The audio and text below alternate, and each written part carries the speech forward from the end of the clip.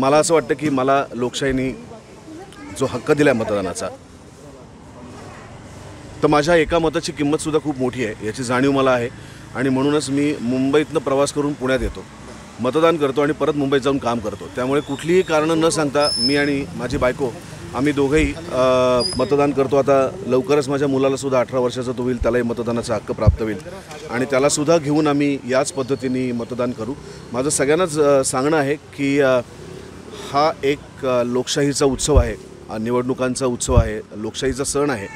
आपण दिलेल्या मतांवरतीच एखादा आमदार खासदार निवडून असतो. आपण मत नाही दिल्याने काय फरक पडणार आहे, जे होणार आहे ते होणार आहे असा जर तुम्ही निराशावादी विचार करून घरात बसून राहिलात तर त्यांनी कुठलाही बदल घडणार नाही. भले तुम्ही कुठल्याही उमेदवाराला मत द्या, जो तुम्हाला योग्य वाटतो त्याला मत द्या, पण मत द्या, ते मत वाया घालू नका. कारण अनेक वेळेला बोगस मतदानाचेही प्रकार होत असतात. तुमच्या नावावरती कदाचित दुसरं कोणीतरी मतदान करू शकतं. तुमच्याकडे जर तुमचं नाव आलं नाही तर त्यासाठी संबंधित अधिकाऱ्याला जाब विचारा, त्याच्यापर्यंत ती माहिती पोचवा. आपल्याला माहिती आहे की आपलं मतदान कधी होणार आहे, लोकसभेचं असेल विधानसभेचं असेल, त्याच्या आधी एकदा आपल्याकडचं मतदान ओळखपत्र बरोबर आहे की नाही, आपलं यादीत नाव आहे की नाही, या गोष्टी चेक करा. कारण हे आपलं प्रथम राष्ट्रीय कर्तव्य आहे आणि जे आपण पार पाडलंच पाहिजे. कुठलंही आस्थापन, कुठलीही संघटना, कुठलीही कंपनी तुम्हाला मतदानापासून वंचित ठेवू शकत नाही. तुम्हाला जर त्या दिवशी मतदान करायचं असेल तर कुठलीच शक्ती तुम्हाला त्याच्यापासून बाजूला ठेवू शकत नाही. फक्त तुमची इच्छा पाहिजे आणि जरूर मतदान करा. तुमच्या प्रत्येकाच्या घराच्या आजूबाजूला तुम्हाला सोयीचं वयोवृद्ध माणसांना चालावंही चढावंही लागणार नाही अशा ठिकाणी निवडणूक आयोगाने या सगळ्या व्यवस्था उपलब्ध करून दिल्यात. वयोवृद्ध लोकांच्या घरी जाऊन तुम्ही ते लोक मतदान करू शकतात. त्यामुळे एक राष्ट्रीय कर्तव्य आहे, आपली जबाबदारी आहे.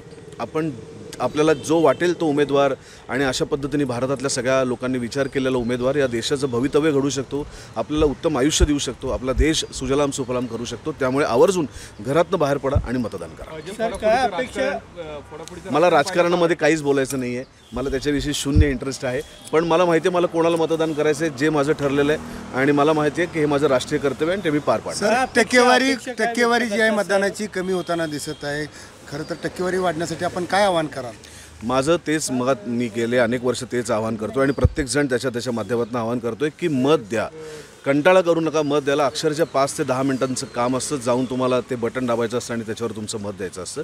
त्यामुळे टक्केवारी कमी झाली तर जो उमेदवार तुम्हाला अपेक्षित नाही आहे कदाचित तो उमेदवार निवडून येऊ शकतो. त्यामुळे तुम्हाला जर असं वाटत असेल की बदल घडला पाहिजे तर बाहेर पडा आणि तुमचं मत द्या.